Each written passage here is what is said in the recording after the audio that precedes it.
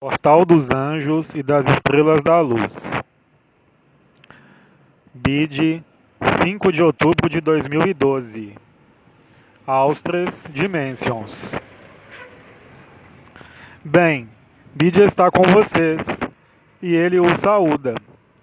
E vamos prosseguir, se quiserem, nossas trocas. Questão: quais exercícios respiratórios de yoga podemos pacificar o mental e o emocional? Existem muitos deles. Em cada yoga são descritos exercícios que concernem a respiração e mesmo fora do pranayama. Agora, considerar que o mental e o emocional, que fazem parte da ilusão, devam ser acalmados, mostra-lhe já que é a própria personalidade que quer agir contra ela mesma. Isso não é possível. Mas a primeira coisa a perceber é exatamente o que eu acabo de dizer. Queixar-se de seu mental, queixar-se de seu emocional, traduz a implicação da pessoa nos processos incômodos que são vividos. A primeira coisa a realizar é, portanto, um distanciamento dessas emoções, dessas atividades que não concernem de modo algum ao que você é. Isso é o mais importante. Em um segundo tempo, você pode efetivamente utilizar o que bom lhe pareça para agir sobre eles. Mas dê-se conta de que agir sobre eles é já dar a eles certa forma de importância. O eu será sempre incomodado pelas emoções e o mental. Mas isso prova simplesmente que a consciência está instalada nessa pessoa. Há, portanto, uma identificação ao seu mental e ao seu emocional. O que quer que você faça, considere agora e já que eles não lhe pertencem. Eles estão aí. E estando aí, eles se manifestam. Aquele que superou as emoções não é insensível, mas olha simplesmente as emoções nascer e desaparecer, sem retê-las de modo algum, sem ser afetado por elas de modo algum. Está claro, portanto, que você precisa reposicionar-se no interior de si mesmo. O que significa que o conjunto de sua vida foi frequentemente dirigido pelas emoções e pelo mental, tanto nas alegrias como nas dores. O que perturba é a alternância e as variações. O que perturba é estar consciente de que algo é perturbado. Mas o que será perturbado é sempre a pessoa. Enquanto a tomada de distância nesse nível não é realizada, é preciso uma experiência importante da meditação, como de técnicas respiratórias, para desincrustar-se de algo que dirigiu o mais frequentemente a maior parte de vida de pessoas. Qualquer que seja a técnica, o mais importante não será jamais a técnica, mas efetivamente ver realmente o emocional e o mental como o que eles são. O distanciamento, a tomada de distância, é preliminar a qualquer técnica. Senão, você reforça pela própria dualidade, querendo agir sobre, você age contra. E agindo contra, você se coloca de imediato, em sua consciência, na dualidade. O absoluto em nada é concernido pelas técnicas referentes aos diferentes sacos da ilusão. A melhor coisa a verificar, por si mesmo, é constatar que, assim que você não nutre mais, assim que você se distancia do que você é, de emoções como do mental, eles lhe aparecerão pelo que eles são, ou seja, exteriores ao que você é, e sem qualquer consistência. Toda emoção, toda sensação de ser invadido pelo mental, representa em definitivo apenas um único e mesmo medo, aquele do desconhecido. Questão: a virtude da graça é transcender o mental, as emoções e até mesmo o si? Eu diria simplesmente que a graça o faz perceber sua natureza, sua essência e o absoluto. Quando a graça está aí, não existe qualquer outro lugar possível para o emocional e o mental. Você não pode ser e viver uma graça, a morada de paz suprema, e manifestar ou perceber, ao mesmo tempo, qualquer elemento de emoções ou do mental no que você é. A graça toma o lugar, todo o lugar. Ela não luta contra o mental. Ela não transcende o mental. Ela o aniquila totalmente. A graça não pode ser concomitante ou acrescentar-se, manifestar-se no mesmo tempo e no mesmo espaço que as emoções e o mental. É um ou outro. Questão: na meditação, atingir um sono sem sonho, ao mesmo tempo estando consciente, é aproximar-se do absoluto? Isso é, estar na última presença. Quando você está aí, sem nada mais, quando unicamente há essa paz e esse contentamento, sem visão, sem meditação, sem percepção, então, naquele momento, há a infinita presença. Mas não se pode aproximar-se do absoluto. Ele está ou não. A grande diferença é a infinita presença e o absoluto com forma. É que, na infinita presença, há oscilações vividas como desagradáveis. O absoluto sem forma passa de um estado a outro, sem a mínima dificuldade. O que você é, no absoluto, não pode mais ser afetado, perturbado, incomodado por qualquer atividade da pessoa. O que quer que faça a pessoa, o que quer que faça esse saco, você continua no mesmo absoluto. O que não é o caso na infinita presença. A meditação não permite ser absoluto. É mesmo a parada da meditação para aquele que pratica, que cria o absoluto. A meditação concerne ao si e por vezes ao eu, infelizmente. Mas o absoluto não pode ser concernido por qualquer meditação. O que não impede, é claro, de dar-se prazer meditando. Mas a meditação não permitirá jamais ser absoluto, uma vez que justamente o absoluto é quando há abandono do si. Portanto, como meditar no si e viver o si, meditando e ser absoluto? É impossível. A investigação sobre quem você é, puxar a consciência, os primeiros momentos de unidade na pequena infância são, efetivamente, mais importantes do que qualquer meditação. A meditação, no fim de certo tempo, ou do hábito de prática, torna-se sempre um narcisismo exagerado. A necessidade de contemplar-se nessa paz. É a ilusão espiritual. Até prova em contrário, ninguém, onde quer que seja, foi absoluto com forma, no curso ou na sequência de uma meditação. O si é realizável pela meditação, mas certamente não o absoluto, que é, justamente, o abandono do si.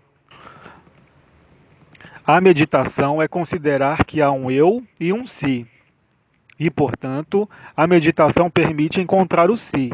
É o despertar, mas em caso algum, a liberação. Questão: como se pode aprofundar a tomada de consciência do coração? É o momento no qual a infinita presença descobre em si, e para o si, e pelo si, que o centro está presente em todo lugar, que não há diferença entre tal centro e tal centro, porque em definitivo são os mesmos centros, que é o centro por toda parte.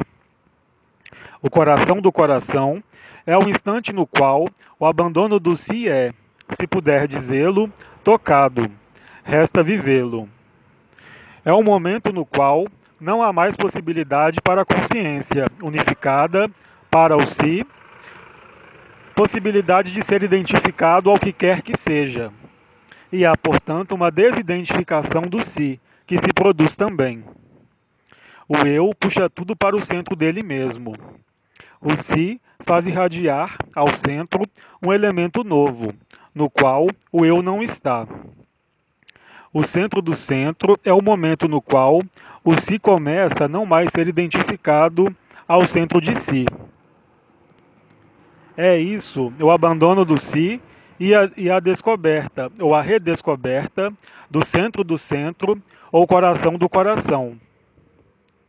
É naquele momento que se vive o néctar. Questão: é preciso tudo abandonar para reencontrar o absoluto? Quem disse abandonar, quem quer que seja, exceto o si? O problema é um problema de ponto de vista e de identidade, assim como de identificação. Assim que o ponto de vista muda, assim que você não é mais identificado ao que quer que seja, então o absoluto está aí. Mas você não pode bater-se contra o eu, nem mesmo considerar combater o si. O si desaparece pelo abandono de toda reivindicação e de toda justificação. Esse corpo, esse mental, essas emoções são efêmeros. Deixe-os viver, eles nada lhe pediram. Isso não corresponde verdadeiramente a tudo abandonar. Abandonar-se não é abandonar coisas exteriores. Questão: uma experiência de unidade vivida após ter obtido uma graça é um prelúdio à infinita presença ou, efetivamente, é a infinita presença? Os dois são possíveis, mas, geralmente, o que é característico de seu tempo encarnado é justamente essas experiências de presença ou de infinita presença, que sobrevêm pela graça ou pelas primícias do abandono do si. Quer isso seja realizado pela ação do si, por uma comunhão com outros planos ou por um momento de angústia, o resultado é o mesmo. O núcleo imortal é localizado no centro do centro. É dessa fulgurância ou dessa graça que são colocados marcadores ou localizadores que necessitam, eles também, de desaparecer. Questão: se se sente morrer enquanto não se está doente, isso provém da passagem no abandono do si? Todas as condições são boas para a luz, para empurrá-lo a reconectar-se ao que você é. Como eu disse, quer seja a impressão de morrer, uma angústia, uma graça, uma vibração, pouco importa. A luz agirá pela maneira e pelo modo que é, para você, o mais adequado. Em função do que disseram os anciões, vocês passam de um estado a outro, e alguns de um estado a todos os estados. Toda passagem necessita de uma morte do antigo, do que é para existir na eternidade, mesmo se o absoluto sustente e compreenda tanto ser como não ser. Porque um e o outro, ser e não ser, são sempre definidos um em relação ao outro, manifestados ou não manifestados, isso não concerne de modo algum ao absoluto. Há uma ruptura de algum modo.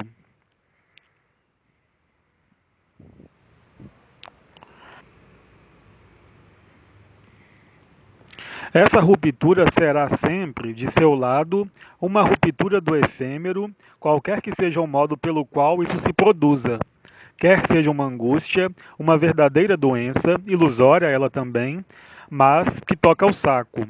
Quer esse saco esteja presente, ou quer esse saco desapareça. Como você verá, nada muda no que você é. Só o narcisismo do apego a uma identidade, a uma evolução espiritual, que é uma trapaça, é o freio mais potente ao que vocês são. A perfeição não é amanhã. A perfeição não é ontem. A perfeição nada tem a ver com esse mundo. Esse mundo desaparece, aliás, o que vocês fazem na meditação. Mas aí, bem mais do que o desaparecimento na meditação. Eu diria que é um desaparecimento lúcido, aceito e transcendido. Tudo depende efetivamente desse mecanismo de aceitação que precede o abandono do si. Enquanto esses mecanismos concernentes à consciência não aparecem como evidentes, há resistência ao que você é, ou seja, absoluto. Questão: O que pensar de uma situação na qual não se sabe mais quem se é, nem o que se deve fazer ou não fazer? Justamente, nada pense disso. Porque quem quer pensar algo a propósito disso? O eu. Assim que há uma desidentificação, tal como você descreve, sobretudo, não pense, viva o que é. E, e é o que você é. Justamente assim que não há mais marcador, pessoa, identidade, ação, é naquele momento que você é. Portanto, sobretudo, nada pense disso, porque o pensamento não concerne ao absoluto. Ele concernirá sempre a criação e a manifestação do ser. Como eu dizia, a partir do instante em que você não compreende mais, a partir do instante em que você não sabe mais a quem se prender, assim que o mental não encontra mais explicação, então você ali é. É o que chama esse estado no qual o sentido da identidade desapareceu. É justamente vivê-lo. A prova é que aqui você sabe e exprime o fato de que você tenha vivido isso. A um dado momento, isso prova efetivamente que você pode existir fora de toda presença, você, de toda ação nesse mundo. É a diferença entre o sono e o que pode ser definido a infinita presença. Nesses momentos não pense, contente-se em viver o que está aí. É o que você é. E não quando você pensa, e não quando você explica, e não quando você compreende. É muito simples. A consciência é ávida de percepções, de experiências, de identidade, de união, de unidade, como de divisão e de separação. O que você é independente do jogo da consciência. Seja um dado momento, a consciência desaparece. Não há mais identidade, mais pessoa, mais ator, mais espectador. É isso que você é. Questão: o centro do centro pode ser chamado de ponto zero? Não. O ponto zero pode ser, portanto, definido e localizado. No limite, o ponto zero seria o momento do absoluto ou infinita presença que se dá conta do absoluto. Querer encontrar um sentido às palavras que nós lhes damos, uns e outros, em assembleia ou não, para fazê-lo colar na sua própria vivência ou à sua própria compreensão, não o fará mover-se um milímetro. Aliás, mesmo é o mental que tem necessidade de tranquilizar-se com o conhecido, com um ponto de comparação. Enquanto você compara, é o mental que elabora estratégias. É isso que é preciso ver claramente. Tudo o que você pode dizer, tudo o que você pode comparar, não é absoluto. Questão: a última presença deve ser vivida regularmente ou o fato de tocar a última presença basta em si? Em relação ao quê? Se você considera que há um objetivo, você se engana. Quer a absoluta presença ou infinita presença seja vivida uma vez ou milhares de vezes. Nada muda ao que você é. Pode haver apenas uma forma de autossatisfação do si, nutrida pelo ego espiritual. Enquanto você não é nada, você não pode ser o tudo. Enquanto há uma presença, o absoluto não é para você, cada saco é diferente. Isso não é uma passagem, a absoluta presença ou a infinita presença não é o absoluto. Portanto, não é uma aproximação. Alguns têm necessidade dessa experiência para abandonar toda a experiência. Outros vão viver múltiplas vezes a mesma experiência sem nada mudar na experiência.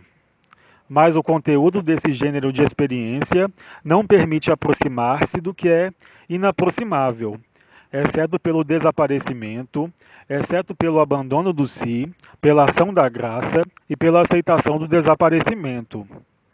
Acolher a luz, aceitar a luz, não é a prova de que vocês se tornaram luz. Há um desenrolar temporal, e vocês o têm vivido, de recepção da luz, da consciência, do despertar do si. Mas ser absoluto com forma é ver claramente que esse desenrolar era uma peça de teatro. É o momento em que você diz, basta. É o momento em que você chega a essa noção de maturidade, na qual você concebe e apreende perfeitamente que nenhuma experiência em definitivo leva a lugar algum, a não ser para manter uma forma ou outra de consciência. Mas você é livre para prosseguir as experiências ao infinito. Mas o infinito não é o absoluto. O absoluto não resulta de uma acumulação de experiências ou de uma intensidade de experiência. Ser absoluto é sair da pessoa, de toda a personalidade, de todo o si, de todo marcador, porque tudo isso foi percebido e vivido como efêmero. Uma sucessão de efêmeros não fará, jamais, a eternidade de qualquer modo que seja. Questão: viver estados de dissolução corresponde a viver o absoluto? Você não colocaria a questão. Aquele que é absoluto sabe-o instantaneamente. Ele não se coloca a questão de saber se tal desaparecimento ou tal experiência é isso, ou absoluto. Porque o absoluto não pode deixar lugar para qualquer dúvida e para qualquer interrogação quando você ali está. Lembre-se, você saiu do personagem, você saiu da cena de teatro, você saiu da poltrona do observador, você saiu do teatro e você se apercebe de que não há teatro. Isso passa de qualquer comentário e de qualquer interrogação sobre o que é. Todas as experiências que vocês fazem e que lhes foram desenvolvidas pelos anciões, pelas estrelas, pelos arcanjos, aproximam-nos da absoluta presença, aproximam-nos do si.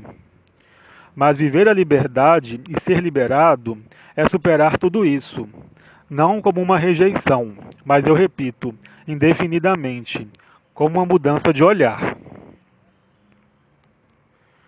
Questão: passar de um ponto de consciência para um momento de aconsciência, refutando esse ponto de consciência, é uma experiência de absoluto? Mas não pode haver experiência de absoluto. Você é ou não é. Não é, em caso algum, uma experiência, é uma certeza. Bem mais do que uma convicção, bem mais do que uma fé. Você reencontrou inteiramente o que você é. O absoluto não será jamais uma experiência, jamais um estado. Tudo isso participa, como você diz, de uma experiência. As experiências concernem ao si. Elas são inumeráveis. Se, quando de uma refutação há experiência, se a experiência é mantida, onde quer que você esteja, no eu, no si ou em lugar algum, então o absoluto está aí. O absoluto não pode ser confundido com qualquer experiência. O que você é, que, quando você é absoluto com forma, você passa à vontade, no eu, no si, sem nada alterar do absoluto. Isso não corresponde a experiências. Questão: é o si que diz basta? Isso nada muda, quer seja o eu ou o si, há esse recuo, se posso dizê-lo assim, necessário. É naquele momento que, frequentemente, pode sobrevir a angústia do desaparecimento da própria consciência. Na realidade, o eu, o si ou o observador continuam aí, mas é você que saiu disso. Será que quando você sai do teatro e que você se apercebe de que o teatro não existe, será que o que atua na cena, de algum modo, desapareceu com tudo? Não. Vocês estão ainda aí onde vocês estão. Mas isso é vivido pelo eu ou pelo si, efetivamente, como uma aniquilação e uma angústia, por vezes extrema. Mas isso lhe prova justamente que você está mudando de ponto de vista, naquele momento, ou seja, que você sai da experiência para entrar na verdade. E quando você entrou na verdade, em sua verdade, isso não dá qualquer dúvida. Porque todas as experiências vividas, tudo o que é vivido ao nível do eu, não pode alterar o que você é. Antes você estava submisso ao corpo, submisso ao jogo da ação-reação, você descobre a graça e você se apercebe de que tanto um como o outro não são a verdade, mas que um afasta-o disso, e que o outro, efetivamente, pode realizar de modo aparente uma aproximação. Mas quando você é absoluto, você se apercebe de que a aproximação jamais existiu. Isso sempre esteve aí. Questão: a angústia do choque da humanidade pode provocar esse reconhecimento do estado de absoluto? Mas o que é angústia se não é uma projeção de seu mental? Por que você define a angústia do choque da humanidade? Aquele que o espera, prepara-se. Aquele que sabe que vai morrer de uma doença longa e dolorosa, tem o tempo de preparar-se para a sua morte. Aquele que morre em uma vida normal, por desaparecimento brutal desse saco, percebe sempre que está morto? Não. Mas o que é que está morto? O saco. O que é que subsiste durante um tempo?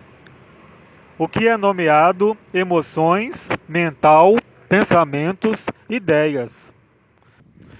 As condições dessas emoções, desse mental, dessas ideias, condicionam. Vocês compreenderam aquilo a que vocês são confrontados, ou seja, o que vocês criaram ou descriaram.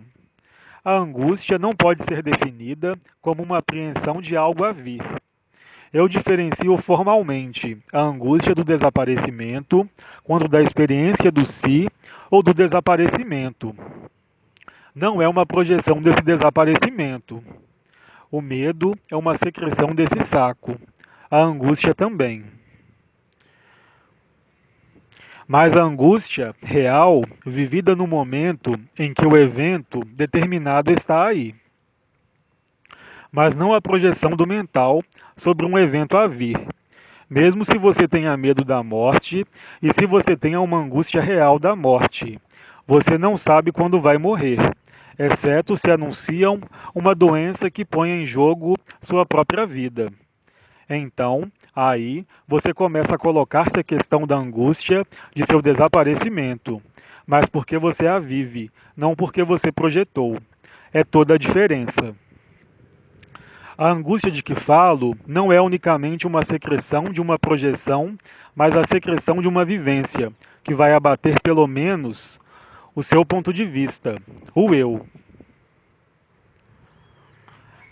e que faz desaparecer o si, o que é intolerável para o eu, como para o si. O absoluto não é, no entanto, o resultado de uma angústia, mas, efetivamente, apreender e viver que essa angústia, projetada ou real, não tem qualquer sentido, justamente porque ela é projetada ou vivida. Ver isso pode ser chamado um passo para a liberdade. Não temos mais perguntas. Agradecemos. Então, eu saúdo todos os seus sacos e eu saúdo, sobretudo, o absoluto, que vocês são. E eu lhes digo, até nossas próximas conversas e trocas. Mensagem do Venerável Bide no site francês austrasdimensions.com, 5 de outubro de 2012. Versão do francês CLAG. leiturasdaluz.blogspot.com. Transcrição e edição Andréa Protizek e Zuma Peixinho. portaldosanjos.net